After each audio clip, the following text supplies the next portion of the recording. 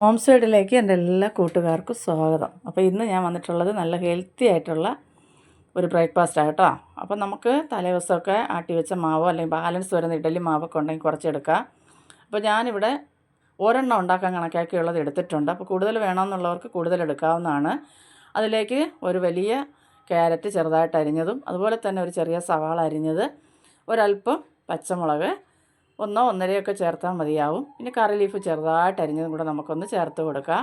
അതിനുശേഷം ഇതെല്ലാം സകല ഉപ്പും കൂടെ ചേർത്തതിന് ശേഷം വേണം നമുക്ക് മിക്സാക്കി എടുക്കാൻ. ഉപ്പ് ചേർക്കണം. ഞാൻ ഈ ഉപ്പ് ചേർത്ത വീഡിയോ എടുക്കാൻ വിട്ടുപോയതാണ് കേട്ടോ. അപ്പോൾ ഉപ്പും കൂടെ ചേർത്ത് നല്ലപോലെ മിക്സാക്കി മാറ്റി വയ്ക്കാം. ഇനി ഞാൻ ഇഡ്ഡലി പാത്രം അടുപ്പത്ത് വെച്ചിട്ടുണ്ട് വെള്ളം തിളയ്ക്കാനായിട്ട്. നമുക്കിതുപോലെ ഒരു പ്ലേറ്റ് എടുത്ത്, അല്ലെങ്കിൽ കേക്ക് പാൻ ഉണ്ടെങ്കിൽ അതായാലും മതി. അപ്പോൾ അതിനകത്ത് നമുക്ക് ഇതുപോലെ ഓയിലൊന്ന് പുരട്ടി കൊടുത്തതിന് ശേഷം നമുക്കത് ഇഡലി തട്ടി വെച്ച് ഈ കലക്കി വെച്ചിരിക്കുന്ന മാവ് നമുക്കിതിലേക്ക് ഒഴിച്ചു കൊടുക്കാം.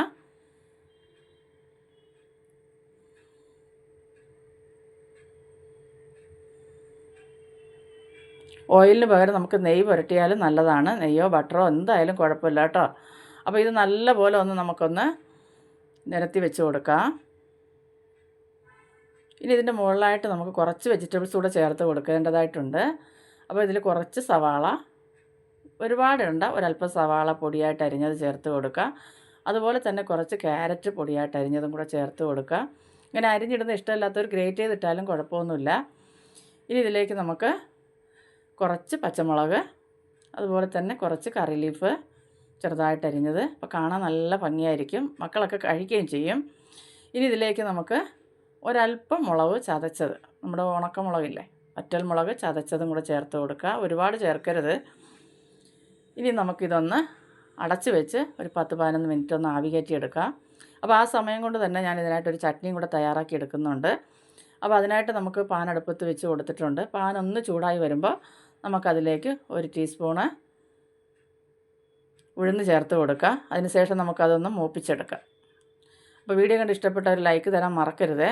അപ്പോൾ അതിലേക്ക് കൂടെ തന്നെ ഞാൻ ഒരല്പം ഇഞ്ചിയും ഒരു ചെറിയ സവാള അരിഞ്ഞതും കൂടെ ചേർത്തിട്ടുണ്ട്. ചെറിയ സവാളയാണ് കേട്ടോ.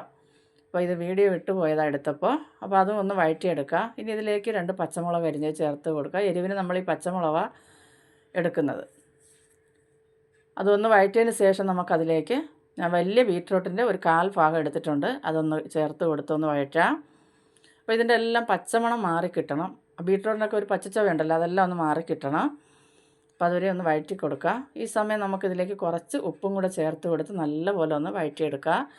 അപ്പോൾ ആദ്യമായിട്ട് എൻ്റെ ചാനൽ കാണുന്നവരാണെങ്കിൽ ചാനലൊന്ന് സബ്സ്ക്രൈബ് ചെയ്ത് തൊട്ടടുത്തുള്ള ബെൽ ബട്ടൺ കൂടി ഒന്ന് അമർത്തി ഓൾ എന്നുള്ള ഓപ്ഷൻ കൂടി ഒന്ന് എനേബിൾ ചെയ്താൽ ഞാനിടുന്ന എല്ലാ വീഡിയോയുടെയും നോട്ടിഫിക്കേഷന് അതാത് സമയം നിങ്ങൾക്ക് ലഭിക്കുന്നതായിരിക്കും. അതുപോലെ തന്നെ നിങ്ങളുടെ അഭിപ്രായങ്ങൾ കമൻ്റായിട്ടൊക്കെ അറിയിക്കുക കേട്ടോ. അപ്പോൾ നമുക്കിതൊന്ന് മാറ്റി വെച്ച് നല്ലപോലെ ഒന്ന് തണുത്തതിന് ശേഷം നമുക്ക് മിക്സിയുടെ ജാറിലേക്ക് ചേർത്ത് കൊടുക്കാം. ഇനി ഇതിലേക്കൊരു 5 ടീസ്പൂണ് തേങ്ങായും കൂടെ ഞാൻ ചേർത്ത് കൊടുക്കുന്നുണ്ട്.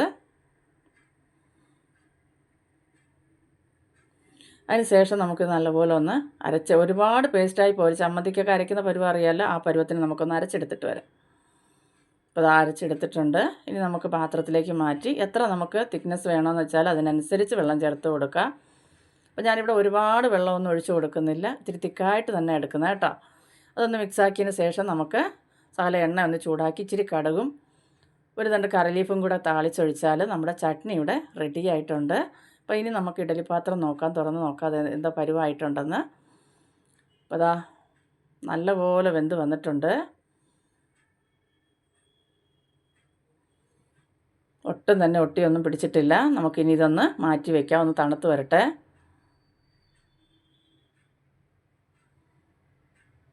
തണുത്തതിന് ശേഷം നമുക്കിതിൽ നിന്ന് ഇളക്കിയെടുക്കാവുന്നതാണ്.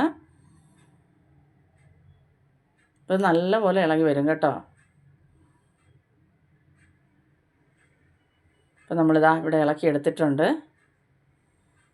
ഇനി ഇത് നിങ്ങൾക്ക് ഇഷ്ടമുള്ള രീതിയിലൊന്ന് കട്ട് ചെയ്തെടുത്താൽ മതിയാവും. വലുതായിട്ടോ ചെറിയ പീസായിട്ടോ എങ്ങനെയാണോ ഇഷ്ടം അതുപോലെ ഒന്ന് കട്ട് ചെയ്തെടുക്കുക. അപ്പോൾ ഞാനൊരു ചെറിയ പീസായിട്ടാണ് കട്ട് ചെയ്തെടുക്കുന്നത്. അതൊക്കെ ഓരോരുത്തരുടെ ഇഷ്ടത്തിനനുസരിച്ച് ചെയ്യാവുന്നതാണ്. അതിന് ശേഷം നമുക്കിത് ചട്നിയും കൂടെ കൂട്ടി കഴിക്കാവുന്നതാണ്. നല്ല ടേസ്റ്റാണ് കേട്ടോ. അപ്പോൾ ഇതുപോലെ ഒന്ന് ഞാൻ കട്ട് ചെയ്തെടുത്തിട്ടുണ്ട്. അപ്പോൾ ഈ ചട്നിയുടെ കൂടെ കഴിക്കാൻ പറ്റിയ നല്ലൊരു കിടിലൻ റെസിപ്പിയാണ് നമ്മളിന്ന് തയ്യാറാക്കിയത്.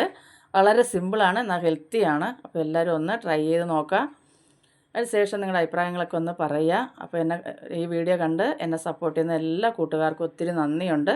തുടർന്ന് സപ്പോർട്ട് ചെയ്തുകൊണ്ടേയിരിക്കുക. ഒരു ലൈക്ക് തരാൻ മറക്കരുത് കേട്ടോ. പെട്ടെന്ന് എൻ്റെ കൂട്ടുകാരൊന്നൊരു ലൈക്ക് അടിച്ചോ. അപ്പോൾ അടുത്തൊരു വീഡിയോയിലോട്ട് കാണുന്നവരെയും എല്ലാ കൂട്ടുകാർക്കും ബൈ.